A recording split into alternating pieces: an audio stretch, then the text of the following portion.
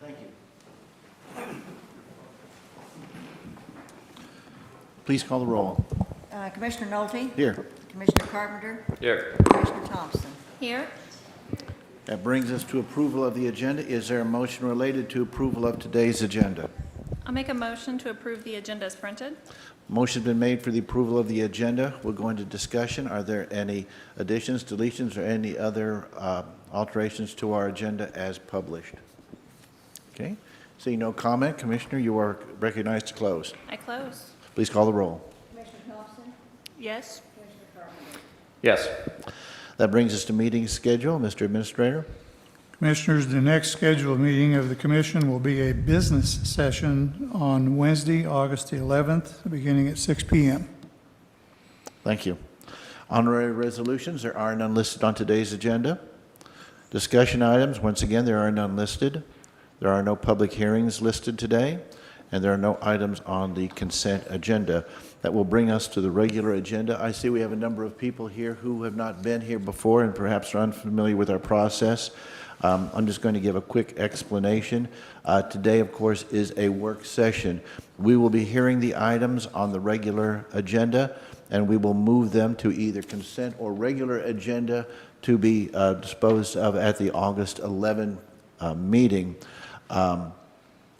So the votes will essentially be to put them in one category or the other. Items put on the consent agenda will be basically voted on as a bundle. Those would be non-controversial or items that do not involve the spending of monies. Any commissioner can remove an item from consent agenda at any time and move it to regular agenda as we go forward. With that explanation, that brings us to our first item, which is 2021 Ordinance 30. Mr. Administrator. Commissioners, 2021 Ordinance 30 is to reappropriate and revise an adopted budget for the current year. That's in the Juvenile Department, and Jenny Riggs is here. I'll turn the floor over to her. Good morning. We're here on behalf of the Division of Youth Services Juvenile Court Diversion Grant, and Terry Hargrave is with me this morning. It's my pleasure to introduce you all. I think this is maybe her first time to speak to you. She's going to tell you about the programs that are funded under that grant for just a minute if you're interested, and then we'll answer questions. Thank you very much. Good morning. So this is for grant year 2022. This DYS funds many grants for juvenile diversion programs, including our care program. So if juveniles owe restitution, they work at a local community thrift shop under minimum wage to pay that off, and then we give money to the thrift shop and a $1 parent stipend per hour for them going to and from. We also have a great partnership with Connections to Success in their personal and professional development classes. Those have been online. They went through our boys group home, and we're hoping to get that out into the community more. It's for 12 to 18-year-olds. We have our Community Justice Board, which has volunteers from the community to talk with and make an agreement for nonviolent first-time misdemeanor offenses for kiddos to see how they can repair their harm. We have family group conferencing, truancy programs, Girl Circle, Mother-Daughter Circle, and I could probably go on for a while. But those are only some of the programs that this grant provides money for so that we can provide those services. Is this a new grant, or is this something that has been ongoing, or can you give us? We've had it for about 25 years almost. Very good. Are there any questions or comments from the commissioners? Commissioner Carpenter. I'll just say it's nice to hear from you, and I think it sounds like good work, and congratulations on the grant. Thank you. Commissioner Thompson. Thank you, Commissioner. No questions today, but I just want to congratulate you guys on doing such a great job with these grants. I love seeing you guys up here with smiles and free money. So who doesn't love that? So thank you so much for coming up. Are there any comments from anyone from the public? Seeing none, is it the pleasure of the commission to put this on regular or consent for next meeting? I'm good with consent. If you That's fine. Very well. 2021 Ordinance 30 will appear on next week's consent agenda. Thank you. very much, and we appreciate your hard work. Thank you. That brings us to 2021-205. Mr. Administrator. Commissioners, 2021-205 is to approve revised contracts for the collection of taxes for cities within Clay County. This is a collector's effort. This particular contract is relative to the city, or the village, I should say, of Oakview, and newly appointed collector, Barbara O'Reilly, is here for comments. Congratulations. And by the way, make sure, and this is to anyone who cares to speak, make sure that the light around the collar is green. Speak clearly into the microphone and identify yourself, particularly for the audio recordings that we have, so we are accurate. Please proceed. I thank you. Barbara O'Reilly with Clay County Collector.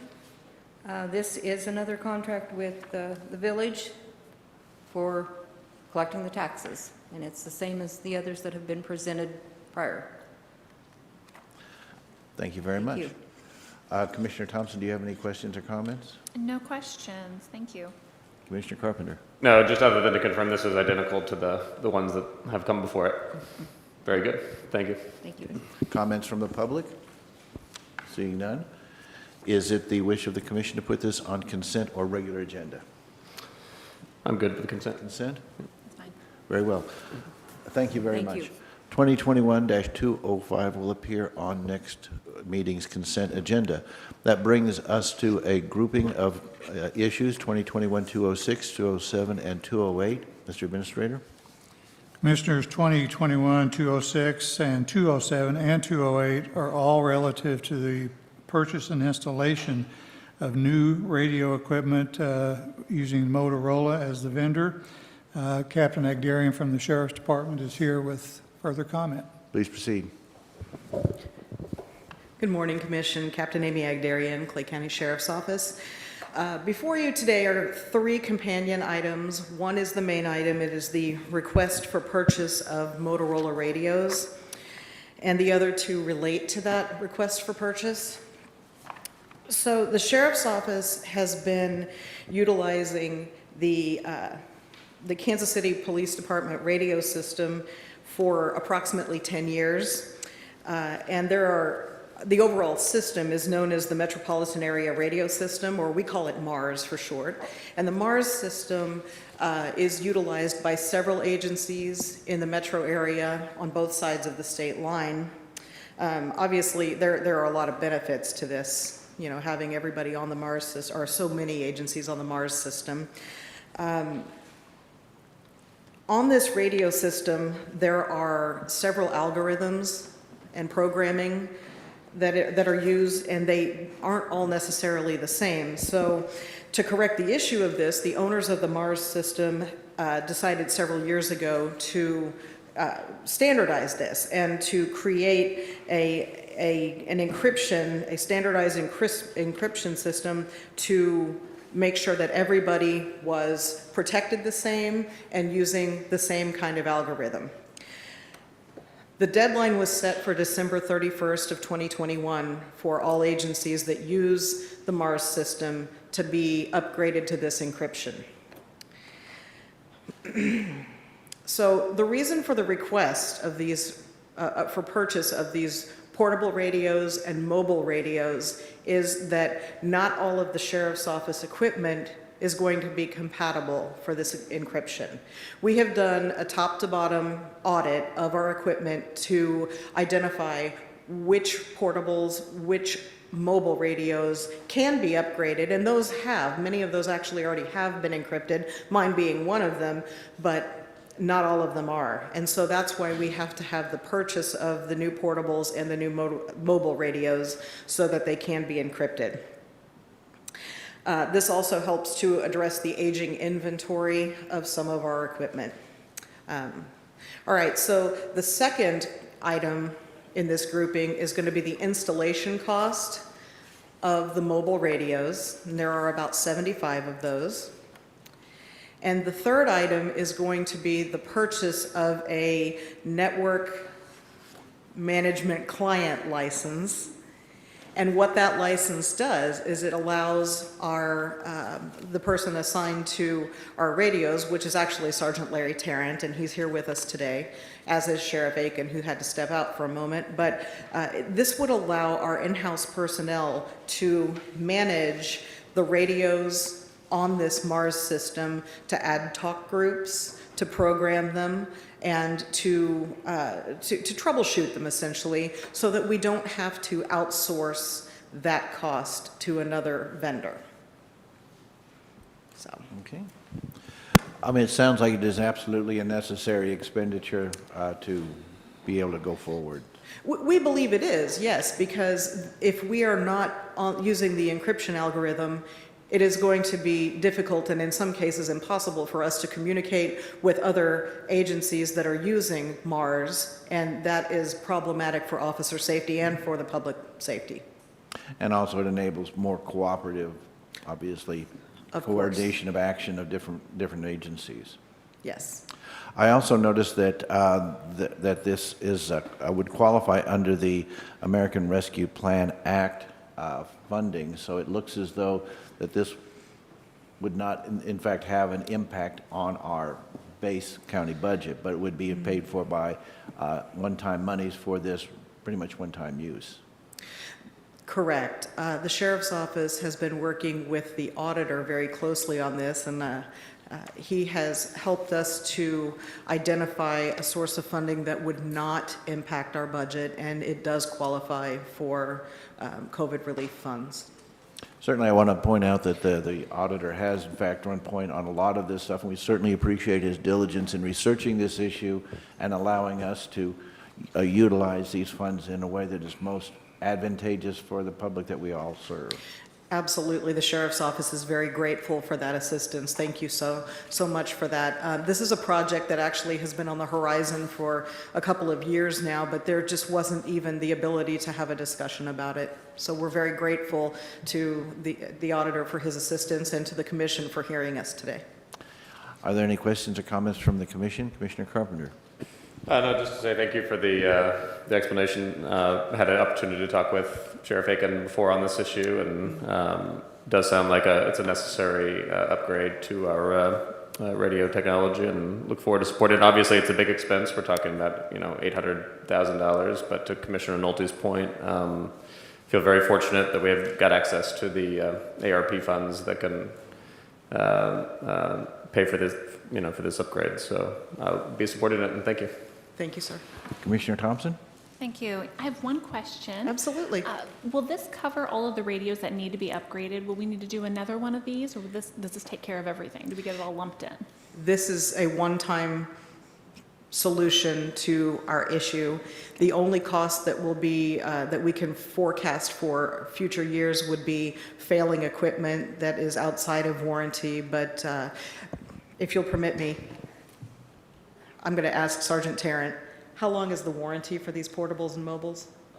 Okay, so 5 years, but something else that's going to be coming before the commission is the sheriff's office is going to be working on a replacement schedule for equipment. So we will be able to accurately tell you in 5 years, we'll be planning for when these items go out of warranty so that we can request a line item to look at replacement cycles, maybe 20% of inventory as we move into the future. Perfect. But this level of funding, you won't see it again for this project, no. Okay. I just want to make sure that you said some of the, the outdated, some of the broken Yes. stuff. We just want to make sure we get them all covered. And you guys have all the equipment you need moving We forward do. with this project. Yes, this would so. solve that, yeah, absolutely. Perfect. Thank you. What I'd also like to say, as I'd pointed out before, this is one-time money for a one-time expense, and we certainly appreciate the sheriff coming forward and doing it in that manner, because a lot of other governments have gotten themselves into a jam by using one-time money for ongoing expenses. And if there's one thing that is absolutely certain, is one-time money runs out. So we appreciate the responsible approach to our budget that the Sheriff's Department is taking. Thank you. Are there any other comments from the public on this issue? Seeing none. This does involve the expenditure of funds, so I think that this is going to have to be on our regular agenda. Is that consistent? Very well.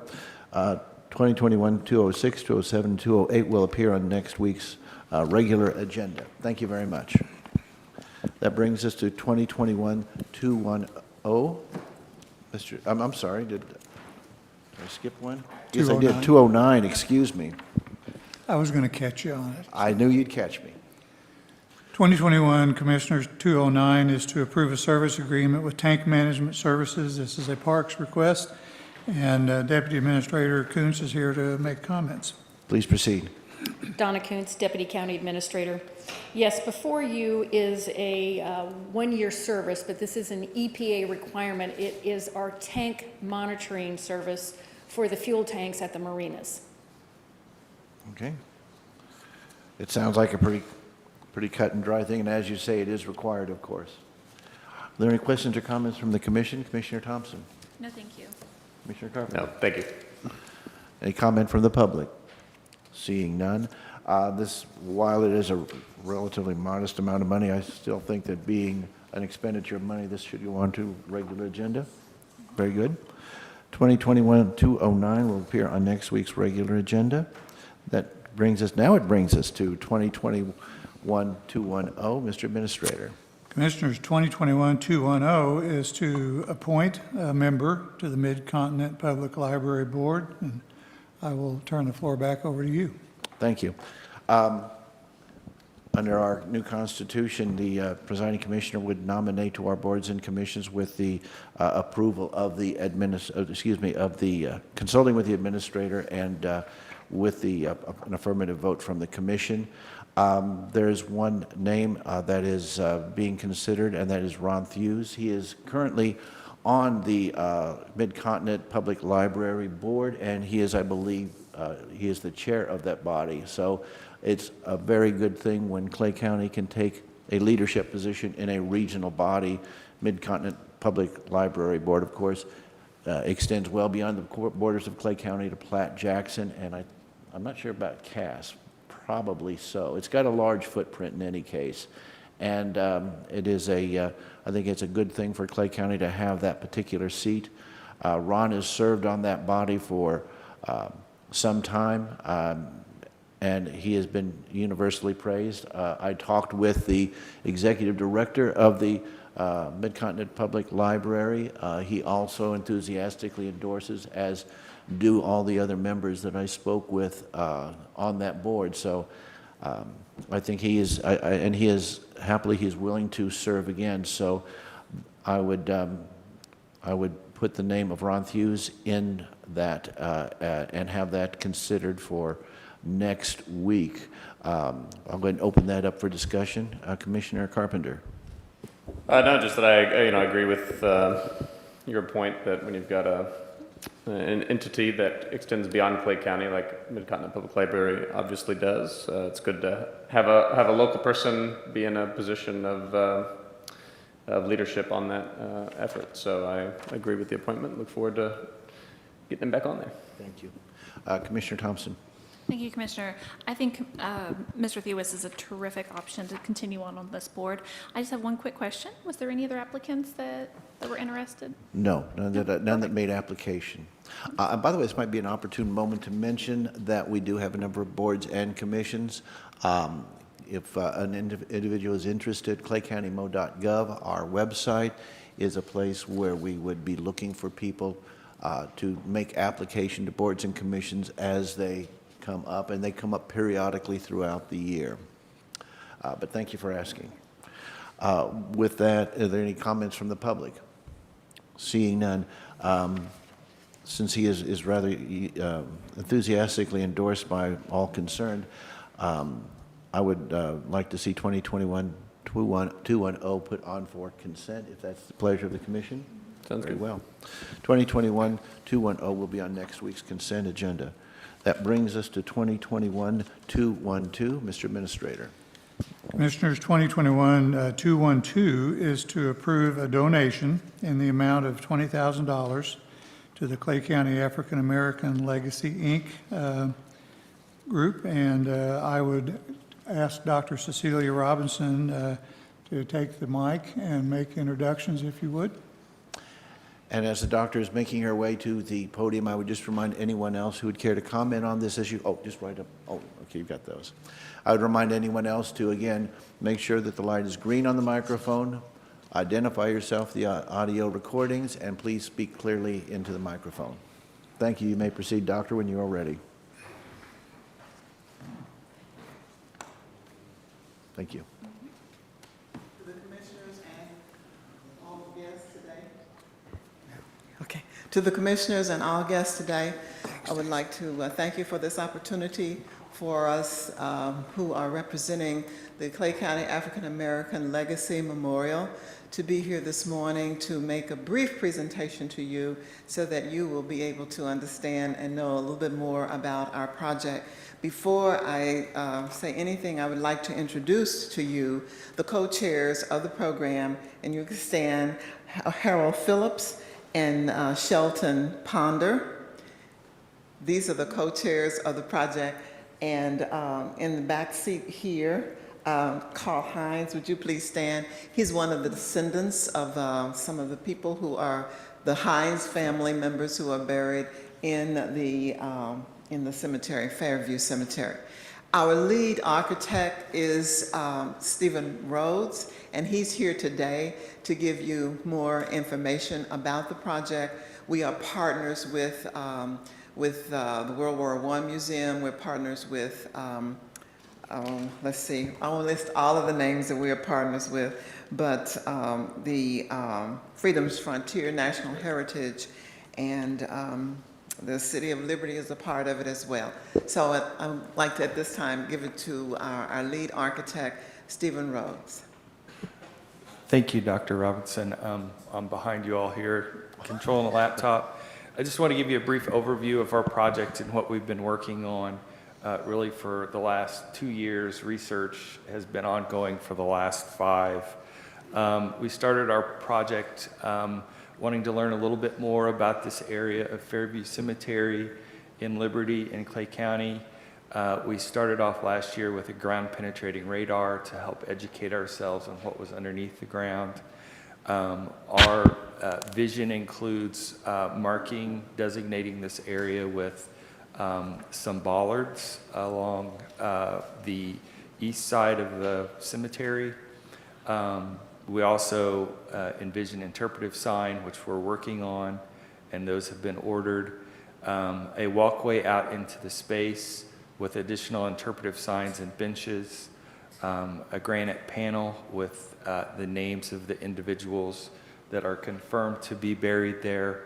And then our last item, which is about complete, is a Sankofa bird sculpture, which will be going up at Garrison. Here's an overview of where this part of the cemetery is. It's on the eastern side, and you can see on the left an image of the walkway that we intend to put out there for the memorial. We are focused on what our research tells us is an old roadway corridor through this part of the cemetery. That's why the walkway is very linear. We're staying within those confines. Ground penetrating radar also confirmed that this is very compacted earth underneath the ground. The larger image to your right is just a larger version of that. Elements of our design include these sort of bollards along the edge of the roadway, a bench, which you see here. This is actually another African American cemetery, I believe in Nebraska. We will have story stones along our walkway that talks about stories of individuals of early Clay County and their contributions to not only the county but also the city. Here's an example of what our interpretive signs will look like, and our volunteer group is working on the design and the content for those. Here's a sample of our Granite Monument. We will not be putting names in little individual rectangles, but it will appear more as one line with many, many names, and this is just hot off the press as of yesterday. This is one side of our monument. It's about 10.5 feet long. It's about 4.5 feet tall, the granite piece, and sets about 2 feet off the ground. And here's a view of the other side of the panel. We are leaving several rows that are blank at the end as our research continues, and if we find individuals that are confirmed to be buried in this part of the cemetery, we will add their names to the wall. We are also designating those African Americans in this part of the cemetery that were veterans. There, I believe, were 13. Here's a early illustration of what we envision this to be. We want to take a very light touch approach using very, very shallow foundations to secure all this. And then we have our cost estimate here, which we are continuing to fundraise for this fall during the Fall Festival. We will be really pushing our Buy a Brick campaign to really help secure all the money that we need. And with that, I'll turn it back over for any questions or comments from the other group. Thank you. It looks as though it's something that does not require a heavy-duty construction. So, I mean, what is your timeline anticipated once you're able to get started? Once we're able to get started, I think it could be done within 30 days. We've ordered the sign stands. We've secured the story stones. All of that is pre-construction activities. It's basic sidewalk construction is what we'll be doing, other than the structural slab that will be supporting our granite monuments. And I have a structural engineer that is designing that slab to be shallow. And we anticipate that most of this will be done with volunteers or a small contractor.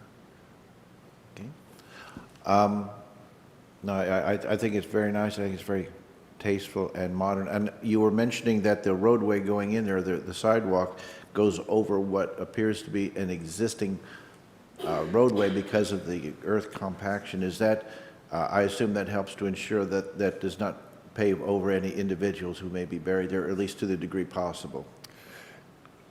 Yes. So I'll bring my slide back up. This is the image on the left you'll see is an image of our ground penetrating radar.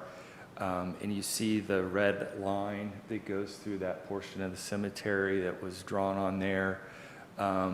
The deviations of disturbed ground underneath the surface shows up in sort of the yellowish to orangish.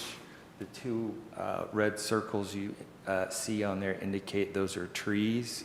So what that's telling us is those are tree roots that is ground penetrating radar is picking up. Unfortunately, we are in Clay County, and our soils are heavy clays, and it's very, very difficult to really know what's underneath the surface that far down. But in the illustration of our ground penetrating radar on the right-hand side, you'll see those bluish colors that also align with that red line that runs through the cemetery. Those are indications of compacted earth, heavily compacted earth. So we are making, through our research and overlaying things, this is cemetery mapping overlaid with city GIS mapping, overlaid with the ground penetrating radar, which is the image to the right. So we've done all of this. The group for the city that maintains the cemetery will help us locate this corridor using their measurements of the cemetery. So we're quite confident we're going to be on that old roadway alignment. And again, the approach is to really, really don't go down very far. Yeah, thank you. Commissioner Carpenter, did you have any questions or comments? Mostly just to thank each and every one of you who have given your time and energy to this. Sounds like a really special project and a necessary one, and I'm just grateful that we as a county and as a commission can help contribute to the effort and look forward to seeing its completion. So thank you. Commissioner Thompson. Thank you, Commissioner. No questions today, but I would like to echo that as well. Anyone who took the time to work on this project, I think this is this is very important, and I think this is going to make a very educational and lovely addition out to that cemetery. And I used to live, before we moved, we lived right over there by the cemetery, and we would take walks and read the headstones. So I know there's many people who would really enjoy this and get some good education out of this. So thank you all today. I just want to say that it's a very timely issue coming up as we celebrate our bicentennial years. We go into that. I think it's wholly appropriate that we examine our history and where we've been and how we've come through the last 200 years. I think this is highly appropriate and highly timely. I want to thank Dr. Robinson for working on this and also for her double duty. That is to say, also working on our bicentennial commission as well. So that's we appreciate your hard work and your volunteerism. Something, Doctor, I'd like you to address is I think there is on the flyer you gave out, there is a Saturday, August 21 event. If you could give us some information on that. And as she makes her way to the podium, I would like to point out to anybody from the public, we have additional flyers here. If anyone would like any information regarding this, it certainly is available.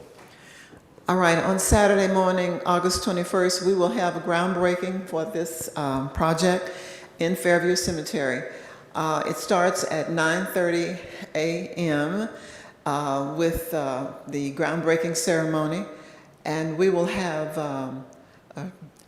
a caravan parade from the cemetery up to Ruthmore Park, where we will have the rest of the Juneteenth celebration. But that morning, we will have our city officials. We will have the presentation of the checks, of the big checks that we're going to get on that day. So we're hoping everyone will be there for the photo op, and then we're going to have a drum line and some jazz musicians, and we're going to Saints go marching in all the way up to Ruthmore Park, where we will complete the dedication of 2 historical markers, one for Ruthmore, who the park was named after, and Sam Houston, who was the person who began the Juneteenth celebrations here in Liberty. And Liberty was the first suburban city in the state of Missouri to have a Juneteenth celebration long before it became a federal holiday. We have been having Juneteenth celebrations with the city of Liberty for over 20 years. And so we hope that you all will come and be a part of this. That day we have spoken word, we're going to have a performance by a one-woman stunt show, and for kids and everyone, and there'll be DJs, music, there'll be a food truck and all of that. So we hope that you will come and enjoy this and share it with your friends and your family. We have a handout that we can give you today that will give you more information about it. But it will start, the Juneteenth actual celebration will begin with the groundbreaking, and then the program will begin at 11, and this program is from 11 until 2.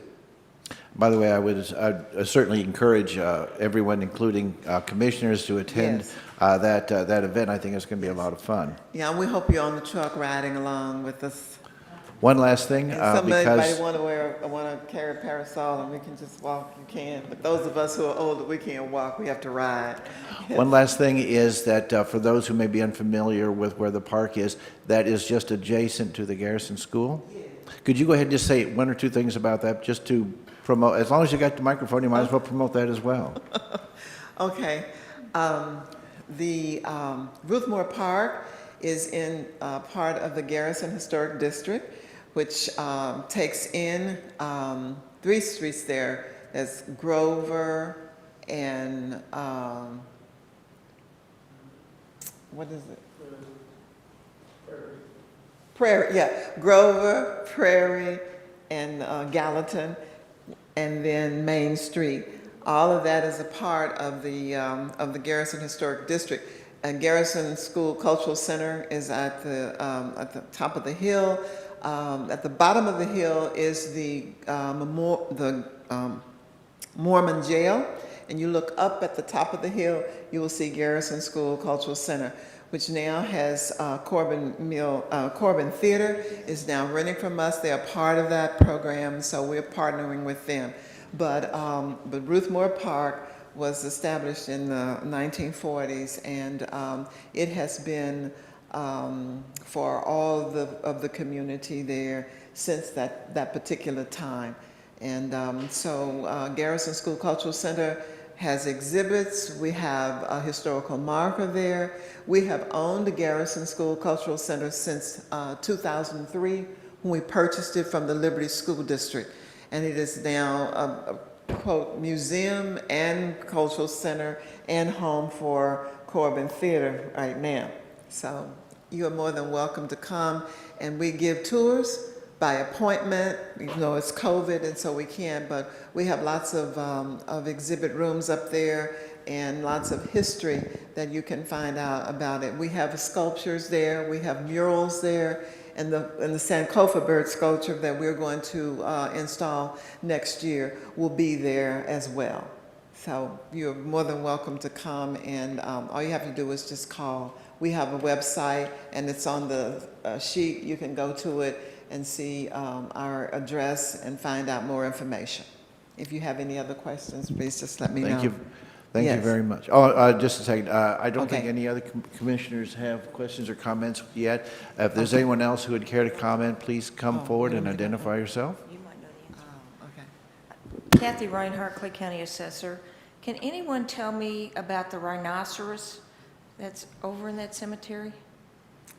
Can you? I asked someone about Everybody it. has asked me for 20 years, and I don't have an answer, so I thought I'd ask. Someone's son had a son. Do you want to tell the story? Harold knows. Okay. Come on, Harold, come up here and tell the story, because I'd like to know.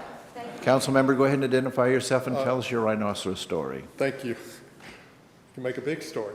My name is Harold Phillips. I live in that area, and one of the fun things I do is give walking tours to fifth grade students at Franklin School. So that kid, which I cannot tell you his name right now, but it has an R and all like that, was a 10-year-old student at Franklin, played football, was pushing himself too hard, dehydrated, all those kind of things, and died. And so because his nickname was Rhino, or that kind of thing, the family and friends, I'm sure, came together and put that there to honor him. And if you go and look, you'll see a number of trinkets that are there where even now people are honoring him and the life he had that was taken too soon. Thank you. Okay. A lot of interesting monuments and markers at Fairview Cemetery. It's just a great place to visit and learn. Thank you very much. Thank you. Are there any members of the public who would care to comment on this issue? Seeing none, because this does involve expenditures of monies, I think a regular agenda item for next week, is that agreeable with everyone? Very well. 2021-212 will be on next week's regular agenda. That completes our regular agenda for today's meeting. Is there a motion related to the regular agenda that we have just completed? I move that we put 2021 Ordinance 30, 2021-205, and 2021-210 on the consent agenda, with 2021-206, 207, 208, 209, and 212 on the regular agenda for next Wednesday, August 11th at 6 p.m. Motion has been made to place the items previously listed in their respective regular and consent agenda slots for next Wednesday, August 11th meeting. Discussion? Commissioner Thompson, I'm sorry. No, thank you. Are there any comments from the public? Seeing none, Commissioner Carpenter, you are recognized to close. Close. Please call the roll. Yes. Yes?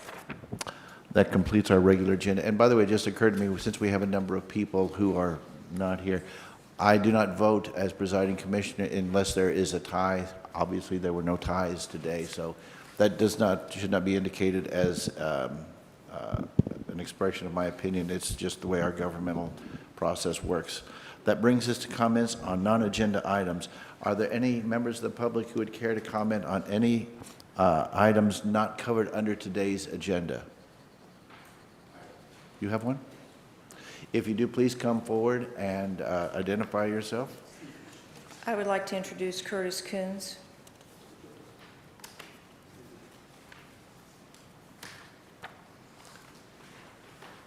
Thank you.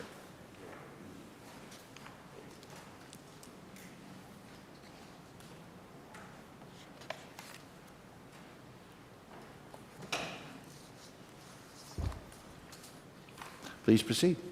Green light's on. I'm Curtis Coons. I have a company, Research Revenue Recovery, and what I would like to do is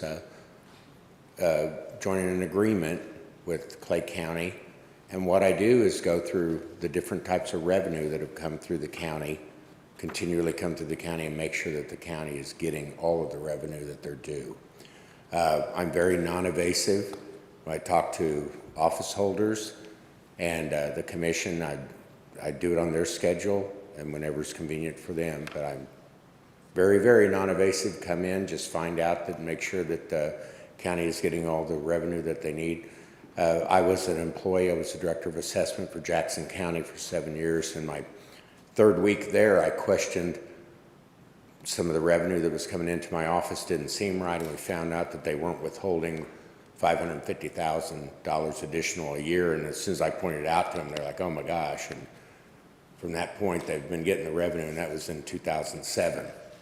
So it's added up quite a bit. When I was with Cass County, I went down to the state, and the Cass County was becoming a first-class county.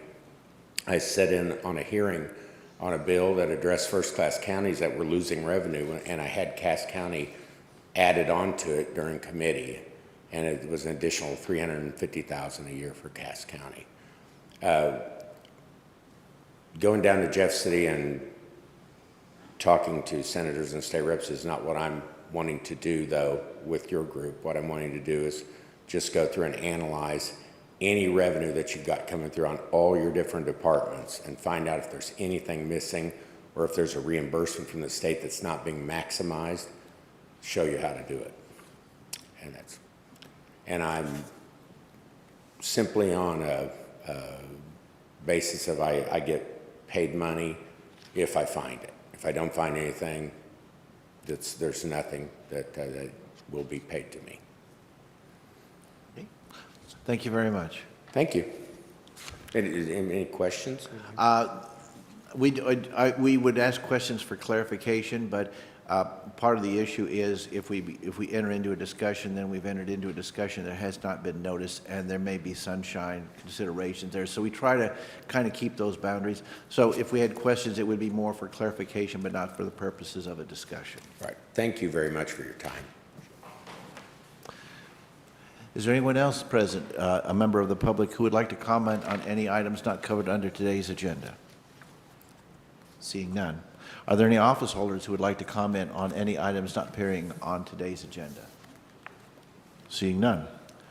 Are there any agencies who would care to comment on any items not on today's agenda? Seeing none. That brings us to the county administrator comments. Mr. Administrator?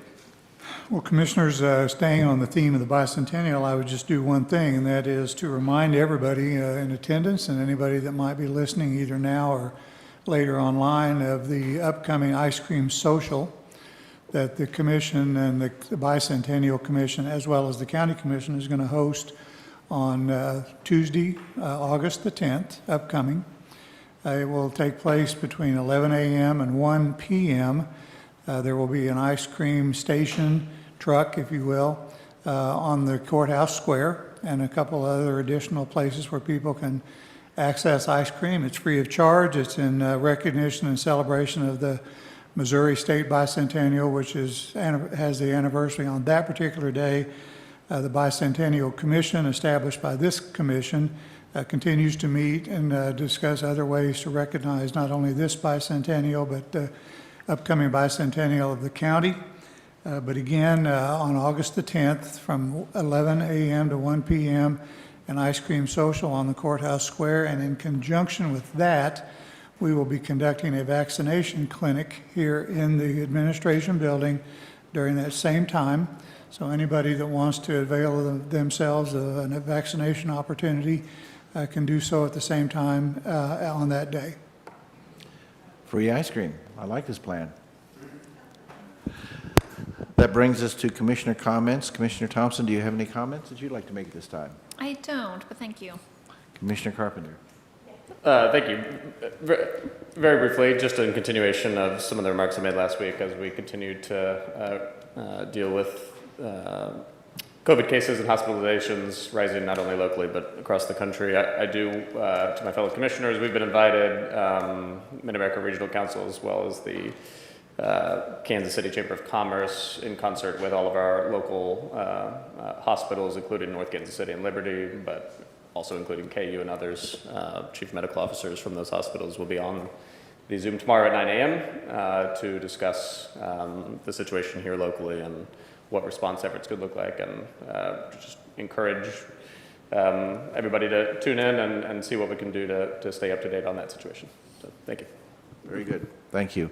The only comment that I would make at this time is we are establishing a redistricting commission to look at the redistricting once we get our census figures.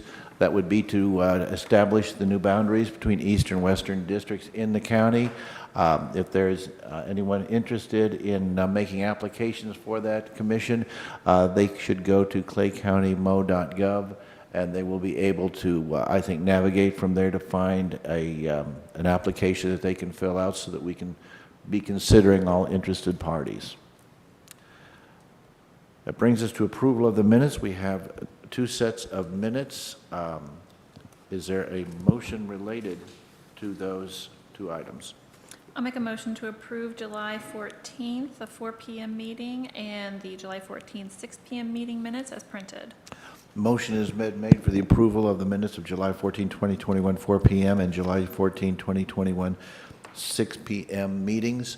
I will give commissioners any chance that they would like to take a last-minute glance at them. I would point out to those listening that these have been distributed, so commissioners have already reviewed them, but I'd like to give an extra little moment to make sure that there is no alteration that is contemplated.